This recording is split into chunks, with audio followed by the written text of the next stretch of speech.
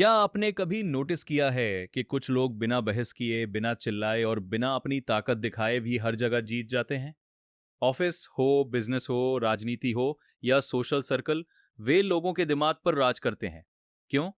क्योंकि वे एक ऐसा गेम खेलते हैं जिसे बाकी लोग समझ ही नहीं पाते। पिछले पार्ट में हमने लॉ 1 से लॉ 8 तक सीखा था।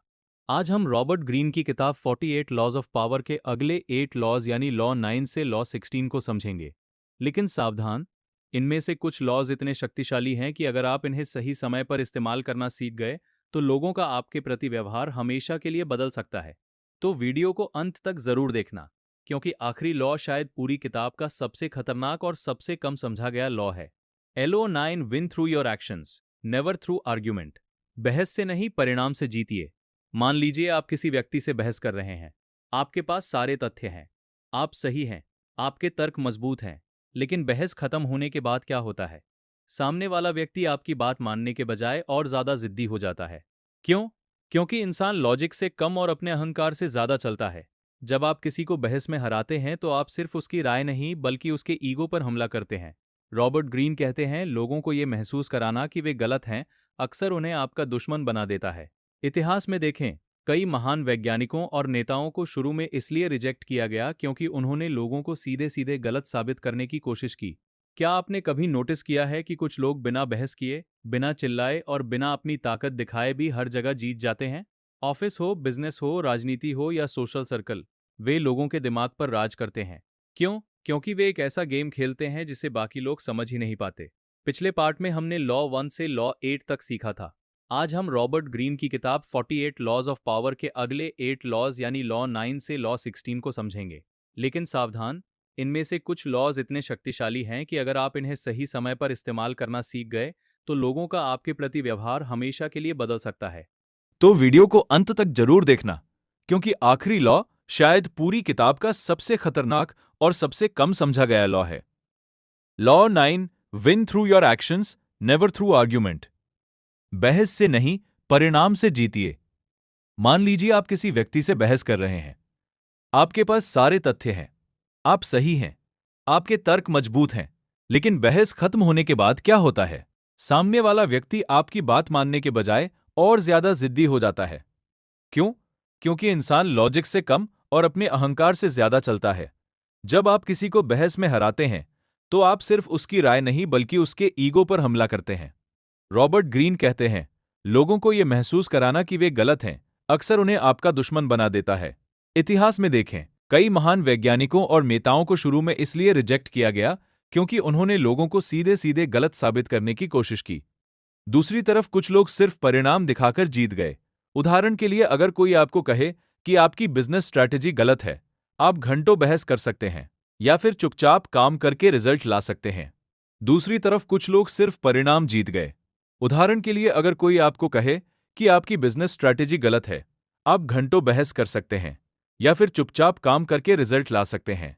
जब रिजल्ट सामने होगा, बहस अपने आप खत्म हो जाएगी। याद रखिए, बहस आपको अस्थायी जीत देती है, परिणाम आपको स्थायी शक्ति देता है। लेसन, लोगों को समझाने की कोशिश कम करें, उन्हें दिखाने की कोशिश ज्यादा करें। Ledo 10 infection, avoid the unhappy and unlucky. दुखी और बदकिस्मत लोगों से दूरी रखें। ये लॉ पहली नजर में कठोर लग सकता है, लेकिन ग्रीन का मतलब संवेदनहीन होना नहीं है। वे एक साइकोलॉजिकल ट्रूथ बता रहे हैं। भावनाएं संक्रामक होती हैं। अगर आप लगातार नकारात्मक लोगों के बीच रहेंगे, आपकी सोच भी वैसी ही होने लगेगी। ऐसे लोग हर समस्या में समस्या ढूंढते हैं, हर मौके में खतरा देखते हैं, हर सपने में असफलता देखते हैं। धीरे धीरे उनकी मानसिकता आपकी मानसिकता बन जाती है।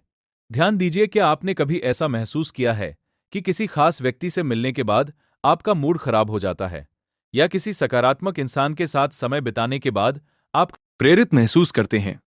यही इमोशनल कंटेजियन है। इतिहास में कई सफल लोगों ने अपने आसपास के लोगों का चयन बहुत सावधानी से किया। वे जानते थे कि वातावरण ही भविष्य बनाता है। अगर आप लगातार शिकायत करने वालों के साथ बैठेंगे तो शिकायत करना सीखेंगे।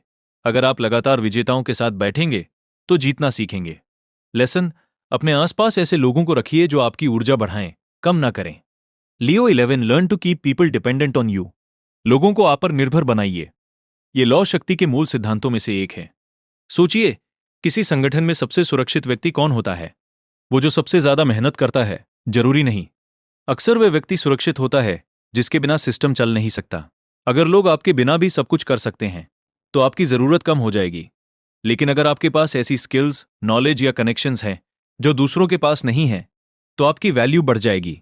इतिहास में कई राजाओं ने अपने सलाहकारों को इसलिए महत्व दिया क्योंकि उनके पास विशेष ज्ञान था। आधुनिक दुनिया में भी यही सच है। अगर आप ऐसी समस्या हल कर सकते हैं जिसे बाकी लोग नहीं कर सकते, तो लोग आपको खोना नहीं चाहेंगे। लेकिन यहां एक बैलेंस जरूरी है। इतने रहस्यमय मत बन जाइए कि लोग आपसे डरने लगें। बस इतना कीजिए कि आपकी मौजूदगी मूल्यवान महसूस हो। लेसन, रिप्लेसेबल मत बनिए, वैल्यूएबल बनिए। ELO 12 use selective honesty and generosity. रणनीतिक ईमानदारी और उदारता का उपयोग करें। ज्यादातर लोग सोचते हैं कि विश्वास धीरे धीरे बनता है, लेकिन कभी कभी एक छोटी सी ईमानदार कार्रवाई किसी का विश्वास तुरंत जीत सकती है। ग्रीन कहते हैं, कभी कभी जानबूझकर की गई ईमानदारी लोगों की सुरक्षा भावना को बढ़ा देती है। उदाहरण के लिए, अगर आप किसी बातचीत में एक छोटी गलती स्वीकार कर लेते हैं, तो लोग आपकी बाकी बातों पर भी ज्यादा भरोसा करने लगते हैं। इसी तरह छोटी उदारता भी बड़ा प्रभाव डालती है। जब लोग किसी अप्रत्याशित मदद या दयालुता का अनुभव करते हैं, तो उनका गार्ड नीचे आ जाता है। लेकिन यहां खतरा भी है। अगर आपकी ईमानदारी नकली लगे, तो उसका उल्टा असर होगा। इसलिए ये लॉ मैनिपुलेशन नहीं, बल्कि ट्रस्ट बिल्डिंग की कला है। लेसन, कभी कभी एक सच्चा कदम 1000 शब्दों से ज्यादा प्रभावशाली। इसका मतलब है, अगर आप किसी समस्या का समाधान कर रहे हैं तो उसे आधा मत छोड़िए। अगर आप किसी बुरी आदत को खत्म करना चाहते हैं तो पूरी तरह खत्म कीजिए। अगर आप किसी प्रोजेक्ट पर काम कर रहे हैं तो उसे अधूरा मत छोड़िए। हाफ मेजर्स अक्सर भविष्य की समस्याएं बन जाती हैं। लेसन, समस्या को जड़ से हल कीजिए, सतह से नहीं। Law 16 use absence to increase respect and honour. अनुपस्थिति से सम्मान बढ़ाइए। ये लॉ शायद पूरे सेक्शन का सबसे शक्तिशाली लॉ है। हम अक्सर सोचते हैं कि लोगों को प्रभावित करने के लिए हमेशा उपस्थित रहना जरूरी है, लेकिन वास्तविकता उल्टी है। जो चीज हमेशा उपलब्ध होती है उसकी कीमत कम हो जाती है, जो दुर्लभ होती है उसकी कीमत बढ़ जाती है। इसीलिए लिमिटेड एडिशन प्रोडक्ट्स ज्यादा आकर्षक लगते हैं। इसीलिए कुछ लोग कम बोलकर ज्यादा प्रभाव छोड़ते हैं। इसीलिए कई महान नेताओं ने अपनी उपस्थिति को नियंत्रित किया। अगर आप हर समय उपलब्ध हैं तो लोग आपको सामान्य मानने लगते हैं, लेकिन अगर आपकी मौजूदगी मूल्यवान है और आपकी अनुपस्थिति महसूस होती है तो आपका सम्मान बढ़ता है। ध्यान रहे, इसका मतलब लोगों को इग्नोर करना नहीं है। इसका मतलब है अपनी वैल्यू को इतना बढ़ाना कि आपकी कमी महसूस हो। एक संगीतकार हर दिन स्टेज पर नहीं आता, एक लेखक हर दिन किताब रिलीज नहीं करता, एक महान वक्ता हर दिन भाषण नहीं देता। क्यों? क्योंकि दुर्लभता मूल्य पैदा करती है। लेसन, हर जगह मौजूद रहने की कोशिश मत कीजिए, वहां मौजूद रहिए जहां आपकी उपस्थिति मायने रखती हो। कंक्लूजन, तो ये थे 48 लॉज ऑफ पावर के लॉ 9 से लॉ 16। आज हमने सीखा कि बहस से ज्यादा परिणाम मायने रखते हैं। नकारात्मक लोगों का प्रभाव कितना गहरा होता है, कैसे अपनी वैल्यू बढ़ानी है, विश्वास कैसे बनाना है, लोगों के हितों को समझना है, जानकारी की शक्ति क्या है, समस्याओं को जड़ से कैसे खत्म करना है, और क्यों कभी कभी अनुपस्थिति भी शक्ति बन जाती है। लेकिन याद रखिए, रॉबर्ट ग्रीन की किताब दुनिया को जैसा है वैसा दिखाती है, जरूरी नहीं कि जैसा होना चाहिए वैसा। इन लॉज का उपयोग समझदारी, नैतिकता और आत्मविकास के लिए कीजिए, लोगों का शोषण करने के लिए नहीं। अगर आपको ये पार्ट 2 पसंद आया तो अगले भाग में हम लॉ 17 से लॉ 24 तक की ऐसी रणनीतियां सीखेंगे जो इतिहास के सबसे प्रभावशाली लोगों ने इस्तेमाल की थी। वीडियो पसंद आया हो तो लाइक कीजिए, चैनल सब्सक्राइब कीजिए और कमेंट में बताइए कि आज के 8 लॉज में से आपको सबसे पावरफुल लॉ कौन सा लगा।